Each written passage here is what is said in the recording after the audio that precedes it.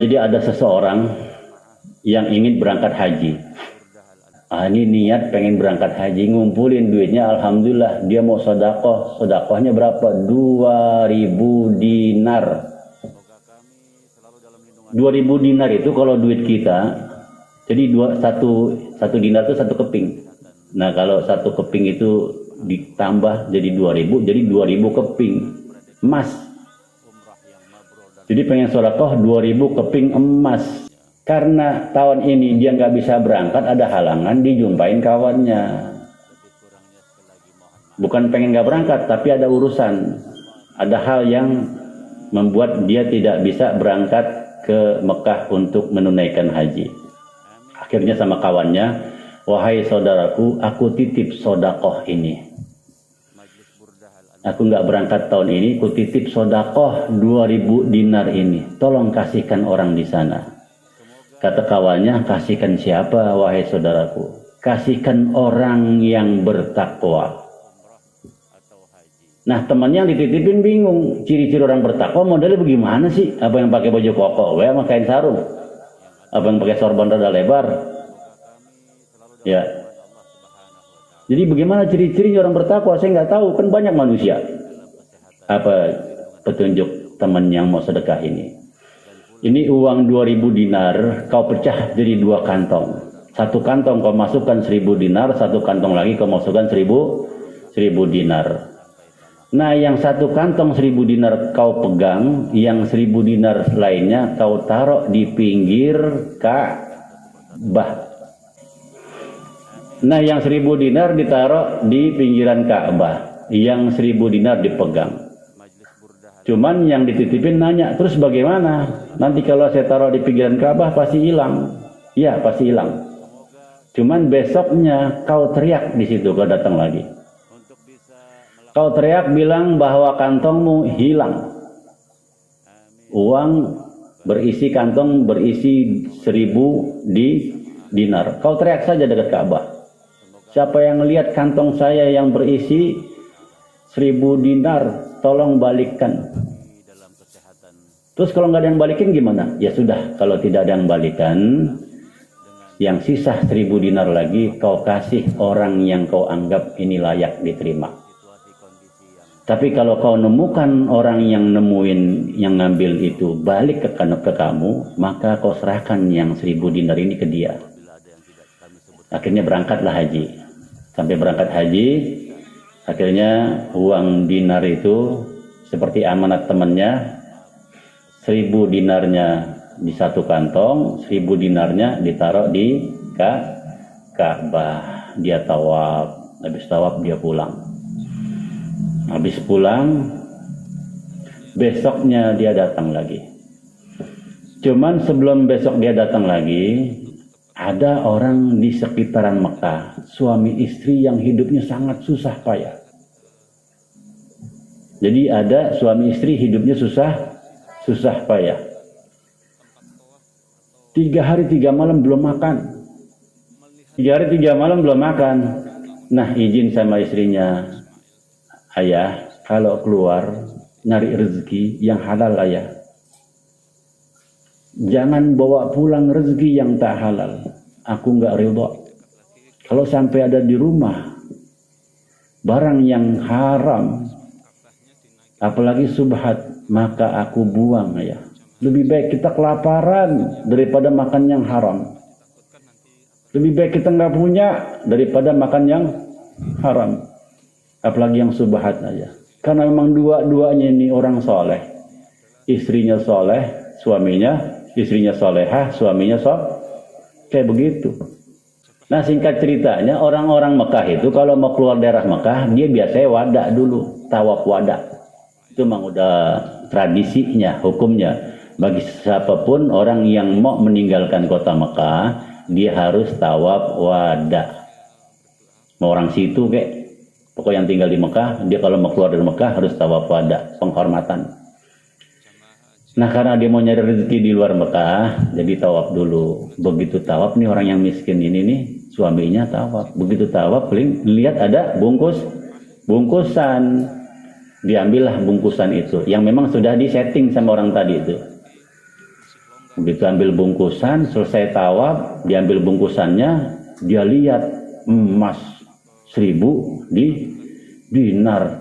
Belum makan 3 hari 3. Kalau kita nemuin kayak gitu gimana itu? Bukan, langsung ke mall ya, tuh CCM apa, 100 miliar kita temuin. Kan 1000 dinar itu 1000 keping emas. Pulang dia tergesa-gesa, buru-buru. Karena bawa uang emas 1000 dinar. Sampai di rumah ngasih tahu istrinya. Assalamualaikum. Ngobrol sama istrinya. Saya nemu ini. Nemu kantong isinya 1000 dinar. Istrinya kaget. Masya Allah, di mana ya nemunya? Itu dekat Masjidil Haram, dekat Ka'bah. Ya ini subhat, ini subhat, gitu kan? Subhat itu nggak jelas, ramang-ramang, apa halal atau haram. Makanya ini subhat ya, jangan digunain. Terus gimana kata suaminya? Besok ayah datang lagi ke Masjidil Haram, dekat yang ayah temuin itu, supaya nanti ketemu sama yang punya ini. Jangan sampai enggak. Ya baik, tuh nurut sama istrinya, karena memang soleh dan solehah. Rupanya besok datang, betul aja. Begitu besok datang, ada orang yang teriak-teriak, wahai penduduk Mekah, kau orang amanah semua, jangan kau ambil yang tak bukan hakmu. Pulangkan, haram itu. Saya hilang uang 1000 dinar di dalam kantong. Siapa yang nemuin, kembalikan. Pas didengar oleh orang yang belum makan tadi, orang miskin tadi, dideketin. Tuan kehilangan apa? Saya kehilangan kantong, isinya 1000 dinar. Cuman orang miskin ini yang bertakwa pinter juga. Pinternya apa? Ditanya. Tuan, kalau saya boleh tanya, kantongnya warna apa? Tuh, jangan main pulangin baik kalau mau apa-apa. Tanya dulu, kantongnya warna ini. Betul, satu. Terus model-modelnya bagaimana kantongnya? Kalau dompet kan sekarang sama semua, ada warna hitam, ada apa. Itu harus tanya, teliti. Modelnya ada jahitannya begini secara jelas. Langsung dia, betul, wah ini dia yang punya. Terus isinya ya 1000 dinar. Kalau gitu tuan, uang yang tuan hilang ada di rumah saya. Yuk kita ke rumah, nanti saya serahkan. Berangkat sama-sama ke rumahnya. Sampai di rumah ditunjukin, yang ini tuan, iya betul. Begitu bilang betul, si orang ini langsung menyerahkan lagi yang satu kantong berikutnya, yang isinya 1000 dinar. Kaget nih orang, tuan kok begini? Saya udah mulangin malah dibalikin, dikasih satu lagi. Ini pesan temanku. Temanku bilang, serahkan uang ini kepada orang yang bertakwa. Ternyata jodoh buat kamu. Jadi jodoh buat itu orang. Lantaran apa itu orang jadi dapat hadiah? Lantaran waro itu menjaga dirinya daripada perbuatan yang masuk ke dirinya barang haram dan subhat. Yang haram aja nggak mau, apalagi yang subhat. Subhat itu nggak jelas, remang-remang. Dia jaga betul-betul dirinya, walaupun dia juga lagi susah payah, miskin kondisi, belum makan.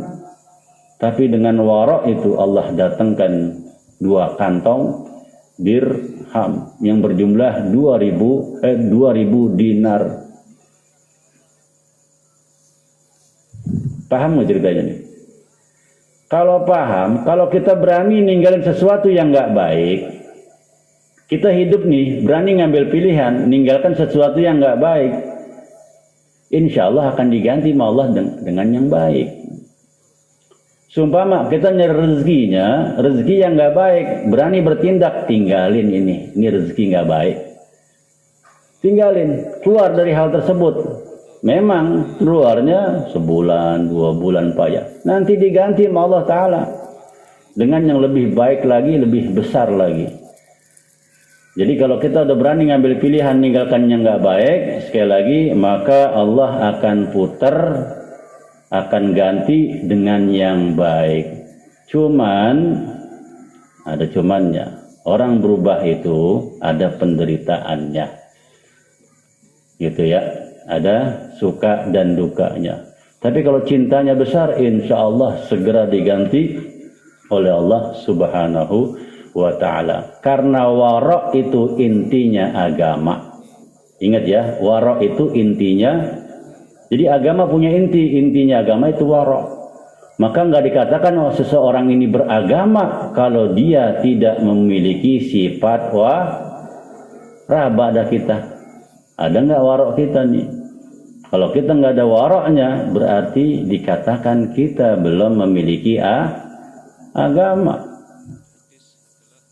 Gitu. Karena seseorang tidak bisa dikatakan beragama kalau dia tidak punya sifat wara'. Maksudnya mau halal kayak mau haram masih aja diambil. Mau subhat remang-remang disikat terus. Nah, mulai sekarang biar ada agamanya di diri kita, maka mulailah kita wara'. Insya Allah magnetnya itu berfungsi. Yang kemarin qanaah. Qanaah itu terima apa adanya. Allah kasih kita nikmat, alhamdulillah. Belum dikasih ya sudah, alhamdulillah juga, nggak boleh ngeluh. Jalanin apa yang ada.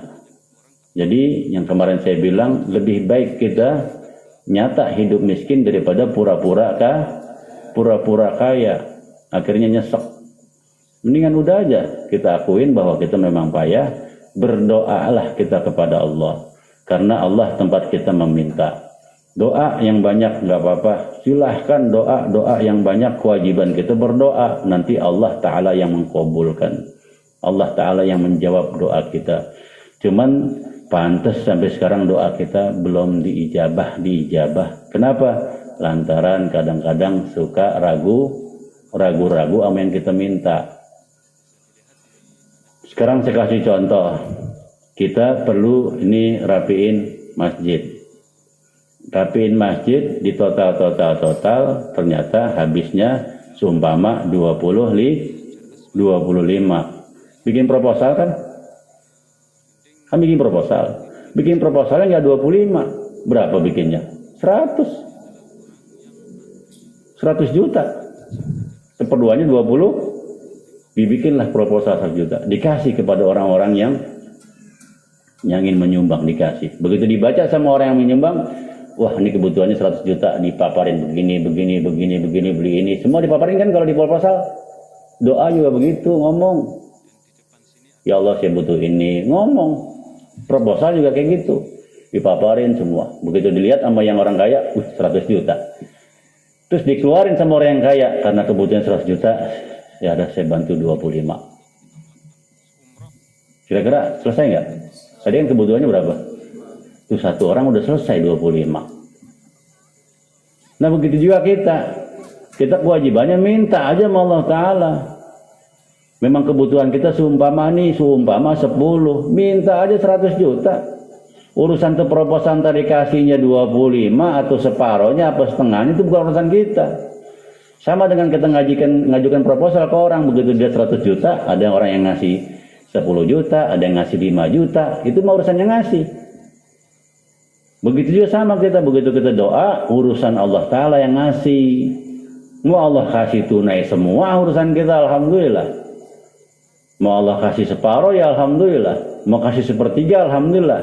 Senggangganya proposal, walaupun dikit, pasti balik ada isinya.